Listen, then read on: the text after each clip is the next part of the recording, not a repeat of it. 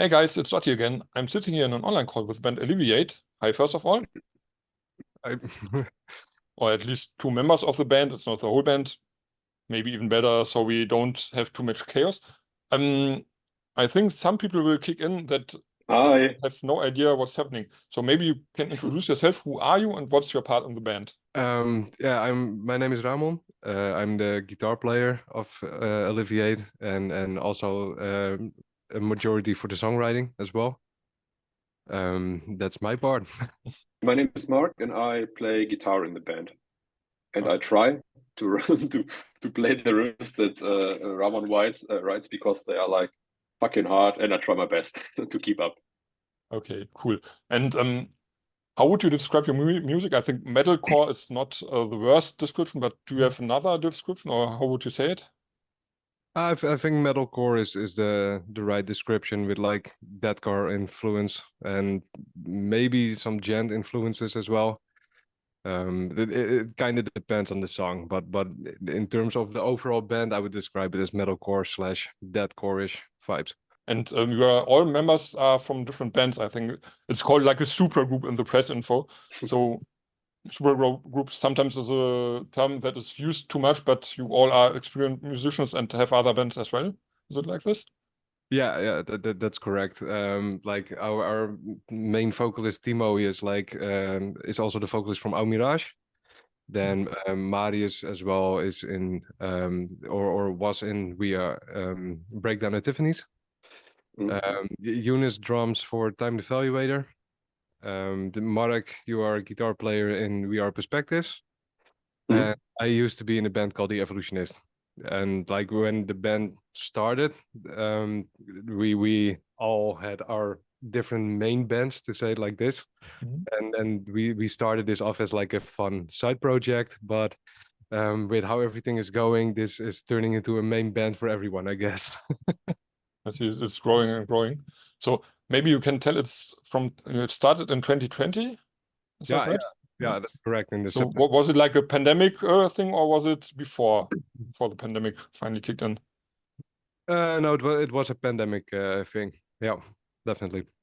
So, and it was, as mentioned, just as a side project, and then it went more. So the first single was, for example, let's call it like but no, tell me just. No, yeah, how the band started was actually Timo and me were already like writing together, music together for his band Mirage. And Timo and me were gaming, and he had like the idea like, hey Ramon, why don't you come over to Germany and we're gonna record a nice song. And I thought he was joking because like we were working for Mirage on like online notices, so sending each other stuff so we could both work on from home, to say it like this. And then Timo said, no, I'm actually serious. So I started writing some riffs at home, send them over to Timo as well. And then on I believe the 3rd of December, I went to Germany for 2 days. And then we created Die For Me. And with creating that song, we felt the need to we wanted to have like a full band. So we asked Marc, we asked Eunice, we asked Marius if they wanted to be part of the project, and yeah, now we're here. That actually like how it basically started, just an idea for fun that grew into this band that we have right now. And how did you choose whom you asked? Have you been friends before? I was a big fan personally of Eunice and Marius, because I was listening to Breakdown at Tiffany's and as well Time the Evaluator. But Timo, he knew everyone before he has worked with Marius, before he has worked with Eunice before. Eunice is also the live sound engineer for Mirage. So they are like already close friends. Marc and Timo as well knew each other, and they are or like were friends already before. So it was mostly Timo, his idea to ask the rest of these members, because I didn't knew them, but I've heard from them. So when Timo said to me like, hey, I can ask Eunice if he wants to do the drums, and I was like, oh, Eunice from Time the Evaluator. He said, yep. And I was like, yeah, let's go. Why not? And then like he showed me videos of Mark playing the guitar, and I was like, immediately, yeah, we need this guy. So that's how it came along. And Mark, how do you remember the connection? How did they come to you? Yeah, I knew Timo and I knew Yunus and Marius before because of their work. And my other band is like a really small extreme metal project. We had like recorded at the studio of Timo before, and we like connected really well on a personal level. And it was, I remember the day he asked me, it was like really late at night, and he sent me a Google Drive link with a song, and he said, bro, do you think you can play it? And I listened to it, and I was like totally blown away. And I didn't think about if I could play it or not. I said, man, count me in. This is amazing. And like in the weeks after that, where it was like still a little secret that there's like something in the bush, some people said, hey, man, have you heard? Timo is going to start a second band, and it's going to be fucking heavy. And I said, hey, I know. It's yeah. And then when we finally announced it, I was like, this is something big, because the resonance was like really amazing right from the start. So yeah, I know the moment. It was late at night. I was in bed. I got the Google Drive link to the demo, and I was in it right away. I think it also was a good, a nice thing was when we asked the guys and we started like a WhatsApp group. The vibes were like immediately there. It already felt like we've known each other for longer than actually we did. I think that's a really cool thing to mention as well. That like from day one, we were just simply we are Alleviate. The vibes are good. Everything is good. Everything fell into place like immediately. Yeah, that's good, because I think especially in those cases, you have to have a good vibe, for example, and have to be like getting friends, because you haven't been friends before, and you will be touring maybe and do shows. Did you have some shows so far? I didn't see anything. I think something is coming, but we'll talk about this later. But what happened? Did you have shows? Did you connect more? What has been going on afterwards, after you met first? I think Mark is the right person to tell about like the shows and the tours and stuff like that. Yeah, we had like our first show was in Essen at a quite small location that went like sold out like quite fast. And it was the first true test of the band, like how would we perform live? And of course we rehearse, but live is a totally different ball game, because you are really nervous, because it's the first time to play the songs, and I don't know if there are like people that know the songs or stuff like that. And we played the show, and it was like really amazing. The feedback was great, like the whole vibe was great. And then we played I think 2 or 3 shows after that were also amazing. And then we like had a small tour with a band called From Fall to Spring, which is like a really big thing right now in the metalcore community. They have like a really solid fan base, and we could like just jump on the tour with them and gain even more live experience and see what works, what doesn't work. But Timo is like, I don't know how many shows he has played in his life. He's like a full-blown professional, so he can carry a lot of things for us. Like he organizes stuff, and he knows how to handle problems that can like occur when you are playing live. So it was like a really smooth experience. And on the last tour, which is the first tour we did, everyone was like really professional. I can always say, like, From Fall to Spring, they are absolute professional. They love their fans. They really gave us this great opportunity, and it was like a great experience on every level, and brought us even more forward to be more confident playing live. This all led to getting farther and farther, and now you have an album upcoming. This is the main reason why we are talking. I will write an article about this and we present you on our channel. Did you write all the time, or is it like you had done some songs, then got on tour, and now you have done some more songs, or how did this develop? No, like basically when we started the band, before even dropping Die For Me, we already signed to a Rising Empire. So yeah, that we were very fortunate that was happening to us. But like we already had like a deal laying with the Rising Empire about the album and stuff like that. So we knew in advance what we were up to. And yeah, basically me and Timo have been writing all along, like over the last few years, and we wrote just a shitload of songs. And then we decided with all of us, like, okay, this is what's gonna be our album. This is what's gonna put out. We just used the best demos of everyone to create the sound that we have right now. And the shows actually came like alongside, because people were really like the Die For Me blew up immediately, and nobody of us expected it. But because of Die For Me and Broken doing so incredibly well, people were really anticipating for us to do live shows and be on stage and go out there.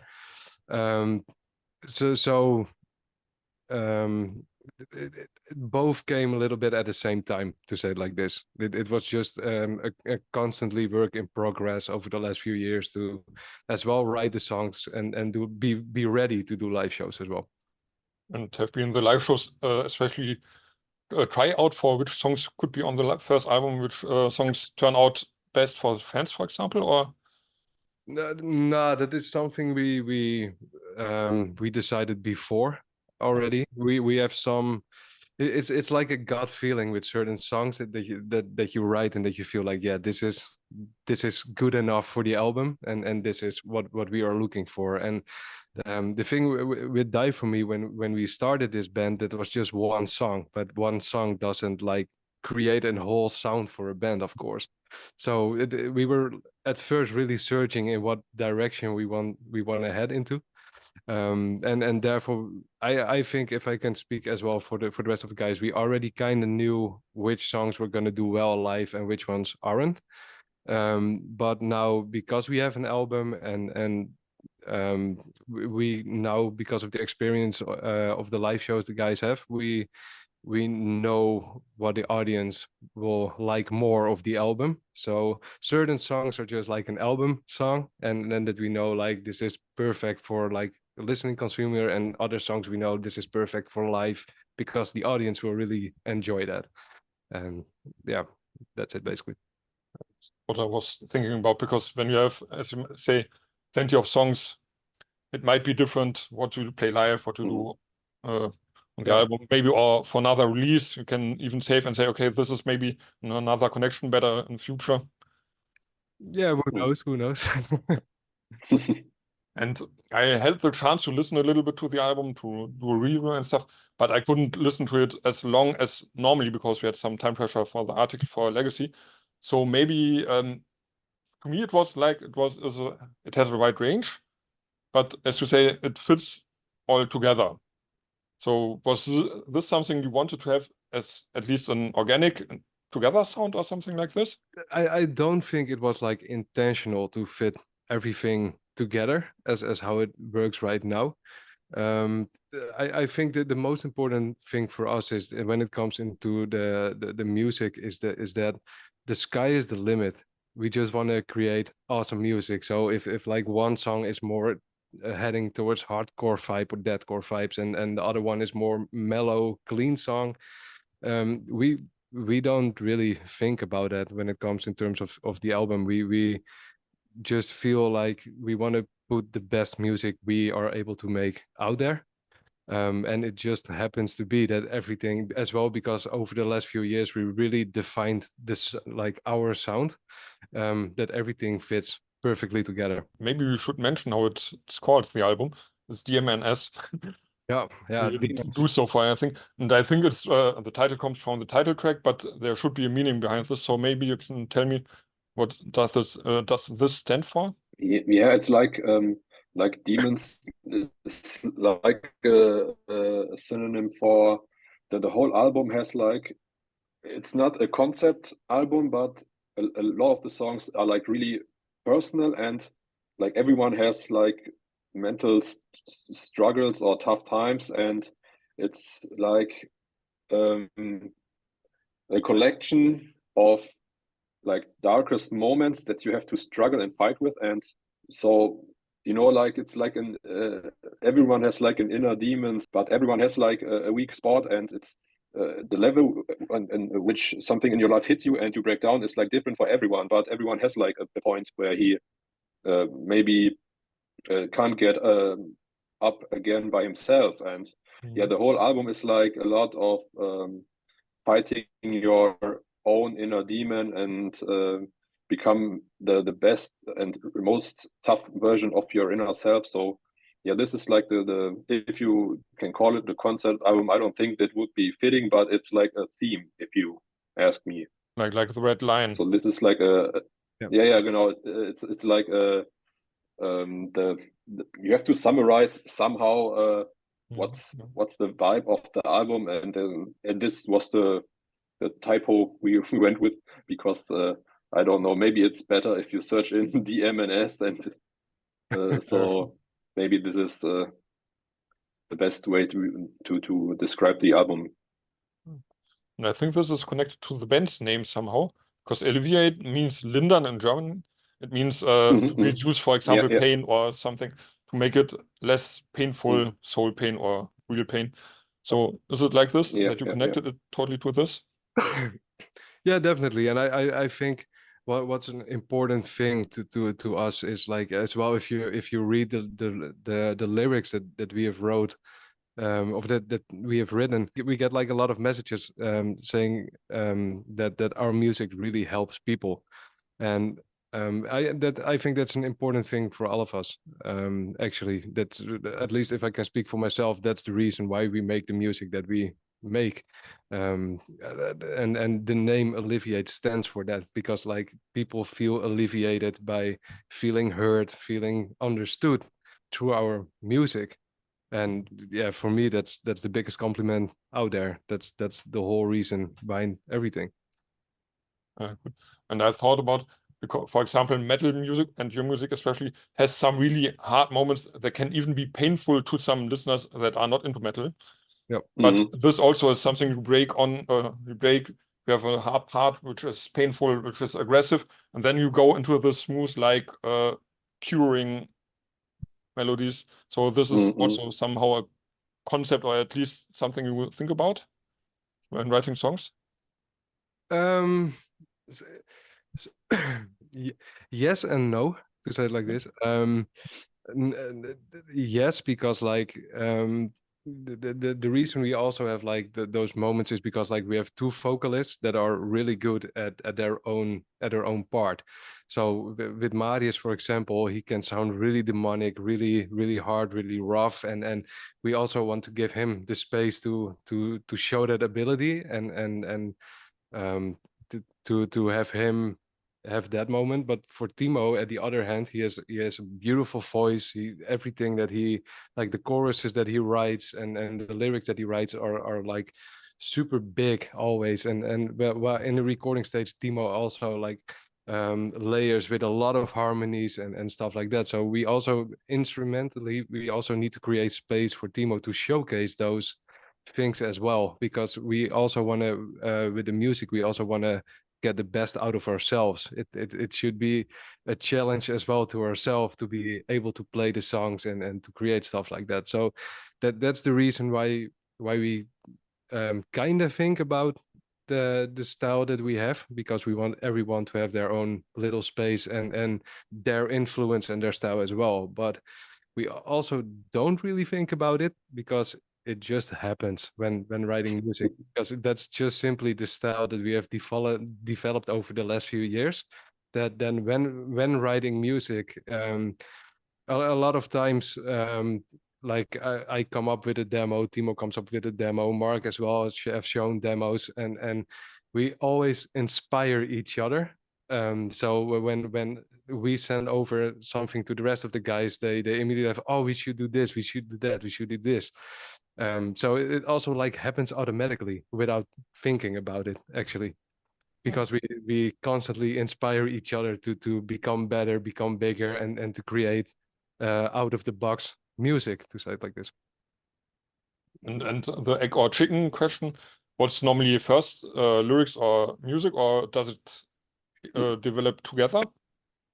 Mostly we first have the music before lyrics, and I also understand for us why that is that way, because instrumental music also give like a certain vibe and a certain feeling that you can write about. If you for example listen to huge orchestras, they can sound really sad but also really epic and really moving, and there's no word involved whatsoever. So with us it's kind of the same, that the music as well inspired the lyrics and where you want to talk about. And you mentioned it, Rising Empire is your label, and being quite a new band having this big label, so is it more helpful, or is it sometimes even struggling because they say, okay, we have to do something, we have to find some deadlines, do some promotion like this?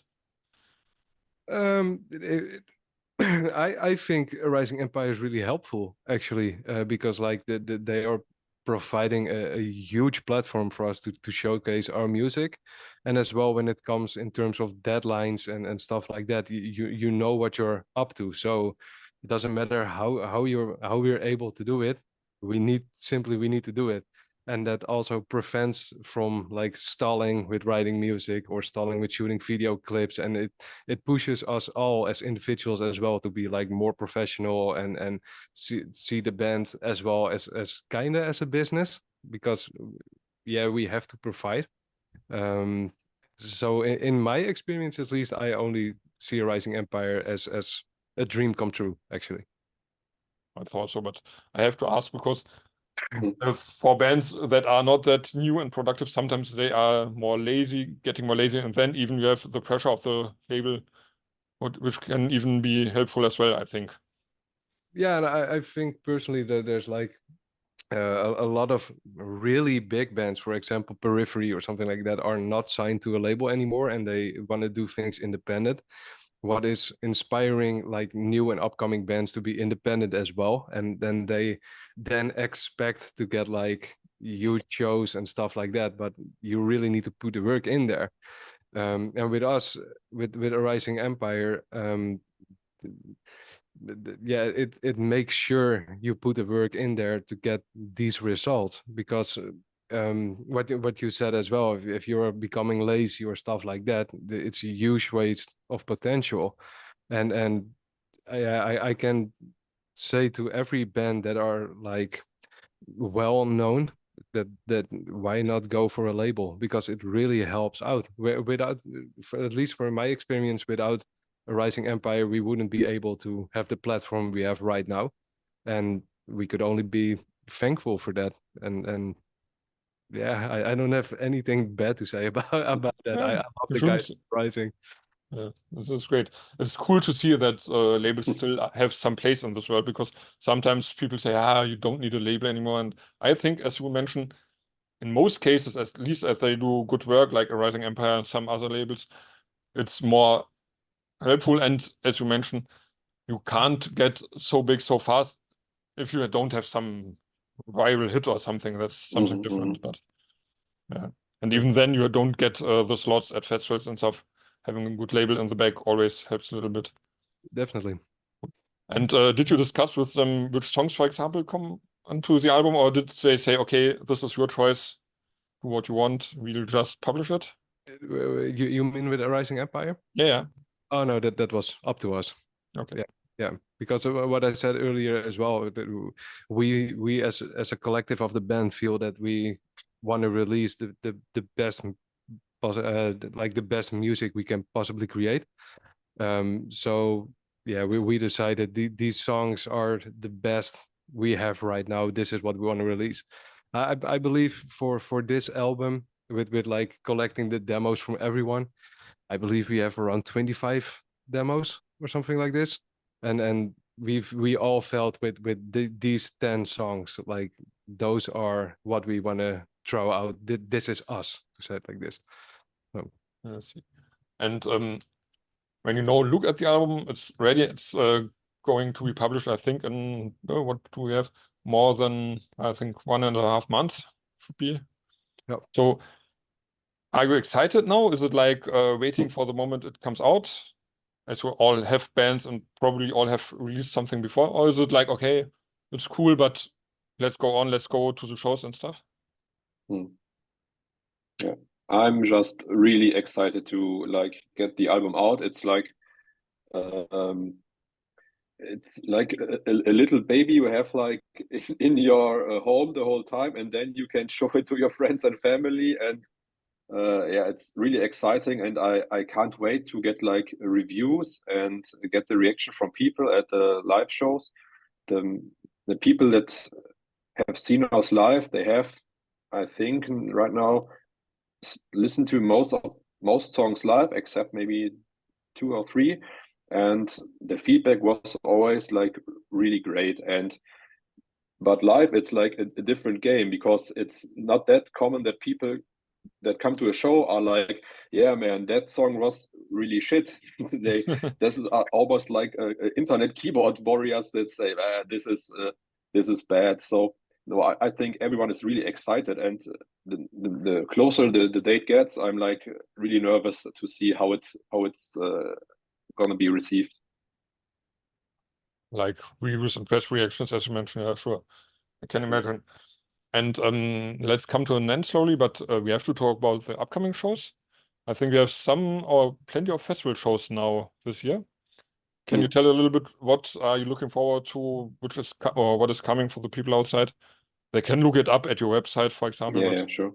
But what is cool? Do you say, okay, this is great to play there? Like the next show that is coming up is like the Deichbrand Festival in Cuxhaven, and this is like, it's, I don't know, it's mind blowing, because we play like later that night, but if there are like 5, 6, 7,000 people left we play like in the big tent that is there. It's amazing for a band that is that young, and it's an opportunity that most bands in Germany just can dream about. It's like if you look up the lineup, it's like really, it's freaky. It's like, I don't know, Scooter and Kings of Leon, and then they'll be on the same flyer with them. It's like even if we are just a curiosity for the festival, there will be people listening to us. Maybe they're drunk as fuck, I don't know, but they will see, man, this is freaking amazing metal music with like really demonic breakdowns and catchy choruses.